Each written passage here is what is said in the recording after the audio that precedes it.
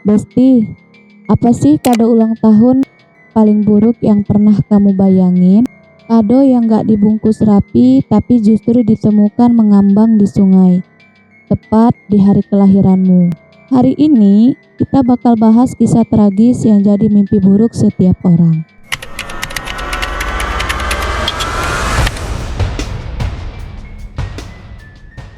Halo besti-besti kesayangan Mama Hesa, welcome back to Dimensi Mama Hesa. Gimana kabar hati hari ini? Semoga aman terkendali ya. Bes, kita semua pasti pernah ngerasain yang namanya patah hati kan? Rasanya tuh kayak lagi dengerin lagu galau tapi volumenya dipulin 24/7. Makan gak enak, tidur gak nyenyak. Nah, di saat-saat rapuh kayak gini, kita sering banget cari pegangan, cari solusi, kadang ke orang yang kita anggap paling kita percayai. Tapi gimana kalau kepercayaan itu justru jadi senjata yang makan kita hidup-hidup? Kisah yang mau Mama Hesa ceritain ini adalah pengingat pahit soal itu. Ini adalah kisah tentang Dina Oktaviani, seorang karyawati minimarket yang nasibnya berakhir tragis di tangan orang yang dia anggap sebagai atasan dan teman curhat. Cerita kita dimulai pada pagi buta yang dingin ya Besti. Tepatnya hari Selasa 7 Oktober 2025 sekitar pukul 6:00 pagi. Lokasinya di aliran Sungai Citarum, Dusun Munjul Kaler, Desa Curug, Kecamatan Kelari, Kabupaten Karawang, Jawa Barat. Bayangin, seorang warga yang lagi beraktivitas seperti biasa di sekitar sungai, matanya menangkap sesuatu yang aneh. Sesuatu yang mengapung, awalnya mungkin dikira boneka atau tumpukan sampah ya kan? Tapi begitu didekati, jantungnya serasa berhenti berdetak. Itu bukan boneka ya Bes, itu adalah sesosok tubuh manusia. Suasana yang tadinya tenang langsung pecah jadi kepanikan. Warga langsung lapor ke kepala desa dan gak lama kemudian polisi dari Polres Karawang tiba di lokasi. Tim Inavis langsung turun tangan, pasang garis polisi dan mulai melakukan olah TKP. Ini bukan adegan film ya Besti ya, tapi ini nyata. Tantangan pertama polisi adalah siapa perempuan ini? Jasadnya ditemukan dalam kondisi yang sangat memilukan, tanpa busana dan tanpa identitas sama sekali. Nggak ada KTP, nggak ada dompet, nggak ada petunjuk apapun. Ini bukan sekedar masalah teknis bagi polisi, tapi juga merupakan tindakan keji dari pelaku untuk menghilangkan jejak dan seolah menghapus eksistasi korbannya dari dunia ini. Mengubah seorang manusia menjadi sekedar temuan tanpa nama. Polisi cuma bisa memperkirakan usianya sekitar 25 tahun. Jasadnya kemudian dievakuasi ke Rumah Sakit Karawang untuk proses identifikasi dan visum lebih lanjut. Polisi sampai harus bikin pengumuman meminta warga yang merasa kehilangan anggota keluarga untuk segera melapor. Ini kayak nyari jarum di tumpukan jerami, Bes. Sebuah misteri besar baru saja dimulai di tepian Sungai Citarum. Nggak butuh waktu lama, tapi jawaban dari teka-teki ini justru membawa duka yang lebih dalam. Jasad itu teridentifikasi sebagai Dina Oktaviani, seorang gadis berusia 21 tahun. Identitasnya terkonfirmasi setelah keluarganya yang sebelum sudah melapor bahwa Dina nggak pulang kerja pada hari Senin 6 Oktober 2025. Datang ke RSUD Karawang bersama kepala desa mereka, Pak Maman Durrahman. Bisa bayangin hancurnya hati mereka saat melihat putri yang mereka tunggu kepulangannya ternyata adalah jasad tanpa nama yang ditemukan di sungai. Dina ini bukan sekedar nama, Bes. Dia adalah harapan seorang mahasiswi yang nyambi kerja sebagai kasir di sebuah minimarket di rest area kilometer 75 Tol Cipularang, Purwakarta. Dia anak yang rajin, dikenal ramah, dan jadi tumpuan harapan orang tuanya. Dan yang bikin hati ini makin sesak, makin hancur berkeping-keping, hari jasadnya ditemukan Selasa 7 Oktober adalah hari ulang tahunnya yang ke-21. Ulang tahun ke-21 itu kan momen spesial, Bes. Gerbang menuju kedewasaan, penuh mimpi dan cita-cita. Tapi bagi Dina hari itu justru menjadi penanda akhir dari segalanya. Ironi yang paling kejam, potensi masa depan yang cerah direnggut paksa tepat di hari yang seharusnya menjadi perayaan kehidupan. Polisi yang mulai curiga ada yang gak beres, langsung menelusuri jejak terakhir Dina, dan mereka menemukan sebuah petunjuk pilu, Besti. Sebuah rekaman CCTV dari minimarket tempat Dina bekerja 2 hari sebelum dia dibunuh. Di rekaman itu terlihat Dina lagi gak baik-baik saja. Dia terekam lagi jongkok, meringkuk di bawah meja kasir sambil nangis.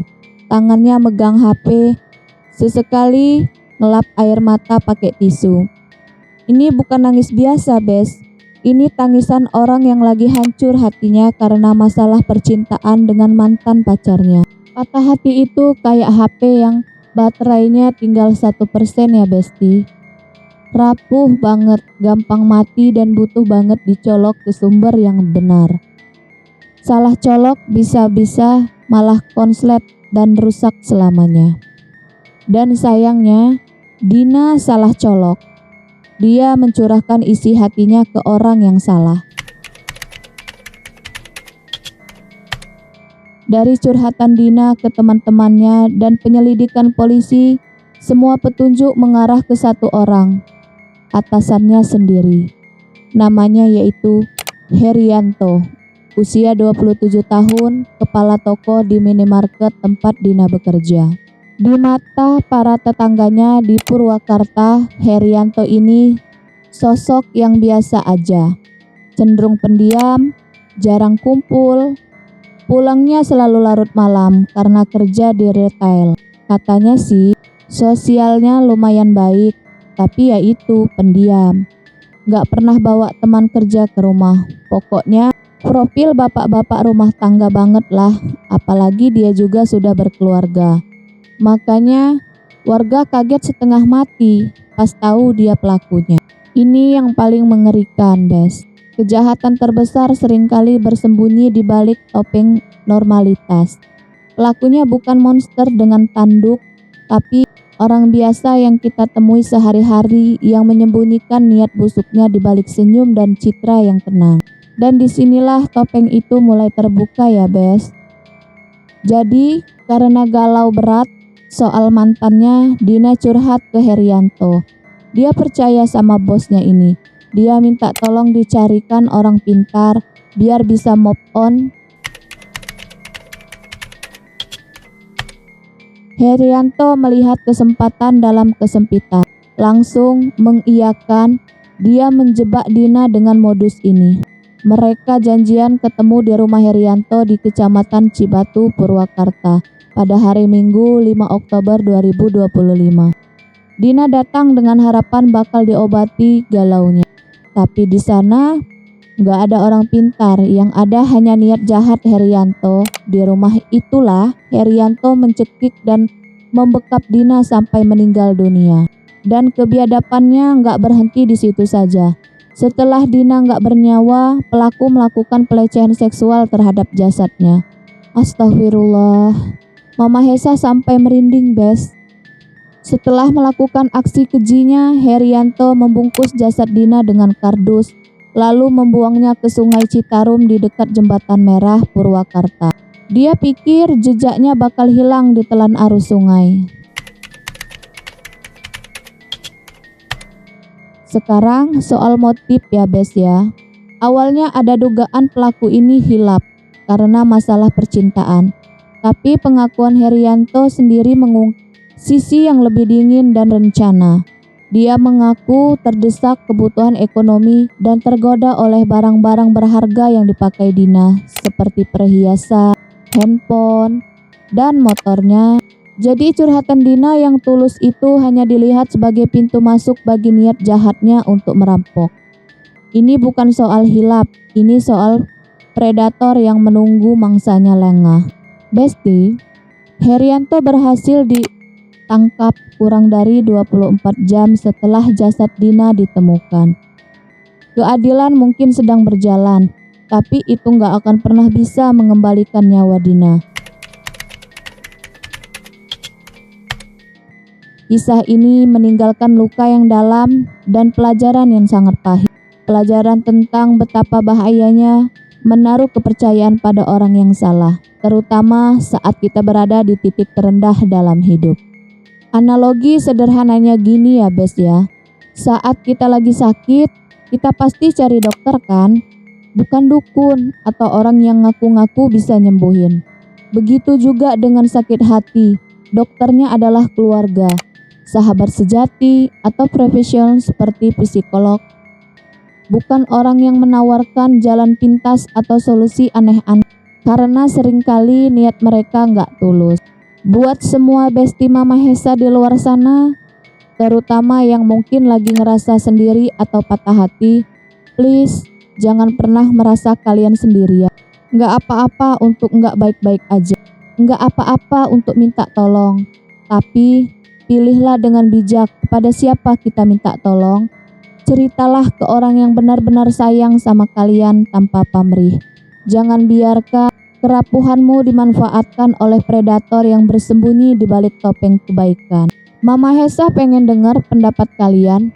Apa pelajaran terbesar yang bisa kalian ambil dari kisah Dina ini? Coba tulis di kolom komentar ya. Kita diskusi bareng-bareng. Dan seperti biasa, jangan lupa untuk like, komen, share, dan subscribe channel Dimensi Mama Hesa. Biar kita bisa terus belajar bareng dari kisah-kisah di sekitar kita.